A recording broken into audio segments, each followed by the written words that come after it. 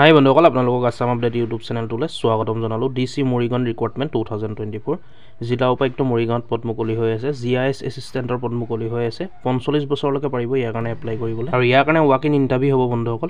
Education apply process আমি সকলোখিনি কথা ভিডিঅ'টোত আলোচনা কৰিম। চাই থাকিব ভিডিঅ'টো শেষলৈকে। যদি চেনেলটোত নতুন আহিছে ভিডিঅ'টো লাইক কৰি চেনেলটো ছাবস্ক্ৰাইব কৰি ল'ব, এনেকুৱা ধৰণৰ আপডেটবোৰ পাই থাকিব। গতিকে চাই থাকিব ভিডিঅ'টো শেষলৈকে। আমি সকলোখিনি কথা অতি কম সময়ৰ ভিতৰতে আলোচনা কৰিম।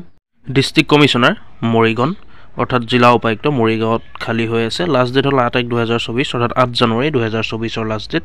ডিষ্ট্ৰিক্ট কমিশ্যনাৰ মৰিগাঁও, ইয়াত 5টা GIS এছিষ্টেণ্টৰ পোষ্ট খালী হৈ আছে, যিকেইটাৰ কাৰণে আপোনালোকে অফলাইন মাধ্যমেৰে অৰ্থাৎ ৱাক ইন ইণ্টাৰভিউত আপোনালোকে যাব পাৰিব। DC Morigaon recruitment 2024 name of post GIS assistant. Total post ওলাইছে 5টা। Place of work respective revenue circle office, অৰ্থাৎ আপোনালোকৰ নিজ নিজ চক্ৰবিলাকত আপোনালোকে কাম কৰিব লাগিব ৰেভিনিউ চাৰ্কুলত।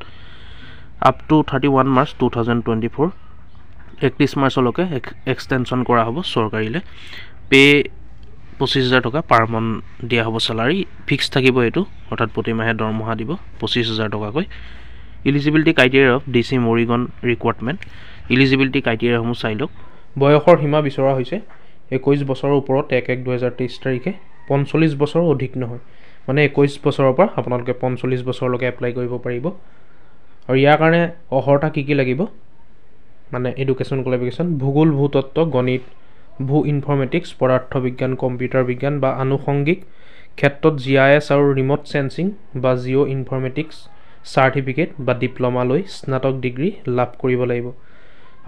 আপোনালোকৰ এইখিনি কোৱালিফিকেশ্যন থাকিব লাগিব আৰু ডিপ্ল'মা থাকিব লাগিব, আৰু লগতে গ্ৰেজুৱেশ্যন কৰা হ'ব লাগিব আপোনালোকৰ, অথবা MTech MSc GIS আৰু remote sensing Jio' informatics MCA MA ভূগোল, ভূতত্ত্ব, গণিত, পৰিৱেশ বিজ্ঞানত জিঅ' তথ্য বিজ্ঞানক বিষয় হিচাপে লৈ বা GIS ৰিম'ট চেন্সিং বা ভূতথ্য বিজ্ঞানৰ প্ৰমাণপত্ৰ বা ডিপ্ল'মা আপোনালোকৰ থাকিব লাগিব। MTech কৰা বা MSc কৰা হ'ব লাগিব, আৰু ইয়াত যিখিনি দিছে সেইখিনি কৰ্চ কৰা হ'ব লাগিব। ৰিম'ট চেন্সিং বা ইয়াৰ যিকোনো এটা জিঅ' ইনফৰ্মেটিক্স বা MCA MA ভূগোল, ভূতত্ত্ব, গণিত, পৰিৱেশ বিজ্ঞানত জিঅ' তথ্য বিজ্ঞানক বিষয় হিচাপে লৈ বা GIS ৰিম'ট চেন্সিং বা ভূ তথ্য বিজ্ঞানৰ প্ৰমাণপত্ৰ বা ডিপ্ল'মা আপোনালোকৰ থাকিব লাগিব। এইখিনিৰ ভিতৰত যিখিনি ইয়াত উল্লেখ কৰা আছে ইয়াৰ ভিতৰত আপোনালোকৰ এটা থাকিব লাগিব, তেতিয়াহে আপোনালোকে এপ্লাই কৰিব পাৰিব। বাঞ্ছনীয় অৰ্হতা GIS ছফ্টৱেৰ যেনে ArcGIS, QGIS,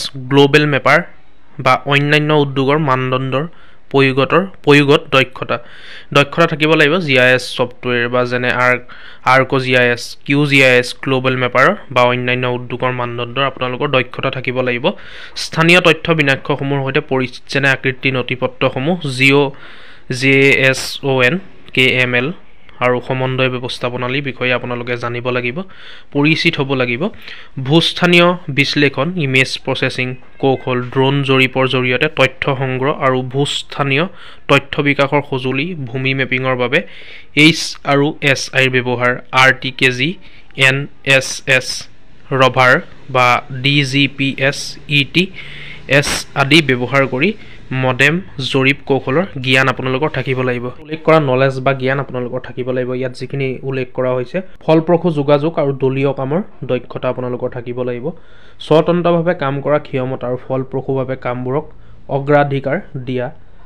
GIS সম্পৰ্কীয় ভূমিকা বা ইণ্টাৰ্ণশ্বিপৰ পূৰ্বৰ অভিজ্ঞতা পচন্দ কৰা হ'ব, যদিও বাধ্যতামূলক নহয়, এইটো নহ'লেও হ'ব। অভিজ্ঞতা ন্যূনতম অভিজ্ঞতা আপোনালোকৰ এবছৰ এক্সপিৰিয়েঞ্চ থাকিব লাগিব, কৰ্ম অভিজ্ঞতা থাকিব লাগিব, তেতিয়া আপোনালোকক প্ৰেফাৰেঞ্চ দিয়া হ'ব। GISৰ ওপৰত কামান থকা RCCC প্ৰশিক্ষিত প্ৰাৰ্থীক অগ্ৰাধিকাৰ দিয়া হ'ব। GISৰ ওপৰত যদি আপোনালোকৰ কামান আছে, RCCC থকা প্ৰশিক্ষণ যদি আপোনালোকে লৈছিলে, তেতিয়া আপোনালোকক প্ৰেফাৰেঞ্চ দিয়া হ'ব। দক্ষতা ARC desktop, ARC Pro, AutoCAD, global মেপাৰত এইকেইটাত আপোনালোকৰ দক্ষতা থাকিব লাগিব, অৰ্থাৎ এক্সপিৰিয়েঞ্চ থাকিব লাগিব। দক্ষতা MS Word, Excel, PowerPoint, Google Docs, স্প্ৰেডশ্বীটত দক্ষতা, আৰু অসমীয়া, হিন্দী আৰু ইংৰাজী ভাষাত সাৱলীন হ'ব লাগিব। ইয়াৰ কাৰণে আপোনালোকৰ কম্পিউটাৰ নলেজো থাকিব লাগিব, আৰু এইবিলাক জানিব লাগিব আপোনালোকে, PowerPoint, Excel এনেকুৱা ধৰণৰ, আৰু হিন্দী ইংৰাজী এইবিলাক টাইপিং কৰিব পাৰিব লাগিব। আপোনালোকে ভালকৈ জানিব লাগিব কম্পিউটাৰৰ বিষয়ে। How to apply for DC Morigaon recruitment. Apply কেনেকৈ কৰিব আপোনালোকে চাই লওক। Interest and eligible candidates may appear in the walk in interview as per the schedule mention below. আপোনালোকে মই কৈছোঁ ফাৰ্ষ্টতে ৱাক ইন ইণ্টাৰভিউ কাৰণে যাব লাগিব, এইটো ডেটতে যাব লাগিব 8/1/2024 অৰ্থাৎ 8 জানুৱাৰী 2024 দিনাখন 10টা বজাত পোৱাকৈ যাব লাগিব। এইটো এড্ৰেছ চাই লওক, ইয়ালৈকে যাব লাগিব। স্থান ডিষ্ট্ৰিক্ট কমিশ্যনাৰ মৰিগাঁও কনফাৰেন্স হল, এইটো এড্ৰেছলৈকে আপোনালোকে যাব। যিসকল ইণ্টাৰেষ্ট হয় আপোনালোকে ৱাক ইন ইণ্টাৰভিউত যাব বিচাৰে এইটো এড্ৰেছলৈকে গুচি যাব। Documents needed in the interview, documents কি ডকুমেণ্টছৰ প্ৰয়োজন হ'ব, কি নথিপত্ৰ লাগিব আপোনালোকে চাই লওক। ডিটেইলছ কেৰিকুলাম ভাইটি, ফটো আইডেণ্টিটি আৰু address proof, original educational certificate, HSLC অনাৰ ফৰ ভেৰিফিকেশ্যনৰ কাৰণে সকলোখিনি আপোনালোকে অৰিজিনেল এডুকেশ্যন ডকুমেণ্টছ লৈ যাব। HSLC পৰা লৈ যাব হাই ছেকেণ্ডেৰী বা গ্ৰেজুৱেশ্যনলৈকে সকলোখিনি চাৰ্টিফিকেট যিমান আছে আপোনালোকে লৈ যাব, আৰু লগতে ৱৰ্ক এক্সপিৰিয়েঞ্চ চাৰ্টিফিকেটো লৈ যাব আপোনালোকে, আৰু photos copy of the all certificates marksheets experience certificate etc to be submitted in the interview. আপোনালোকে সকলোখিনি অৰিজিনেল লৈ যাব আৰু জেৰক্স কপিও লৈ যাব, তাত ছাবমিট কৰিব লাগিব। আৰু আপোনালোকে এডভাৰটাইজমেণ্ট ডিটেইলছ অফিচিয়েল ৱেবছাইট সকলোখিনি ভিজিট কৰিব। ইণ্টাৰভিউলৈ যোৱাৰ আগত এবাৰ এডভাৰটাইজমেণ্ট ডিটেইলছটো ভালকৈ চাই ল'ব বন্ধুসকল। চাবৰ কাৰণে আপোনালোকে ডিছক্ৰিপশ্যনলৈ আহিব, তাতে এডভাৰটাইজমেণ্ট ডিটেইলছ অফিচিয়েল ৱেবছাইট উপলব্ধ থাকিব, আপোনালোকে ভালকৈ চাই ল'ব। গতিকে বন্ধুসকল যিসকলে ইণ্টাৰভিউত যাব বিচাৰে আপোনালোকে 8 তাৰিখে গুচি যাব। এইটো এড্ৰেছ মই ক'লোৱে ডিষ্ট্ৰিক্ট কমিশ্যনাৰ মৰিগাঁও কনফাৰেন্স হল, এইটো এড্ৰেছলৈকে গুচি যাব 10টা বজাত পোৱাকৈ।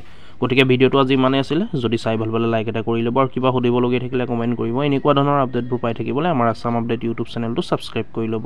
ধন্যবাদ। জয় আই অসম।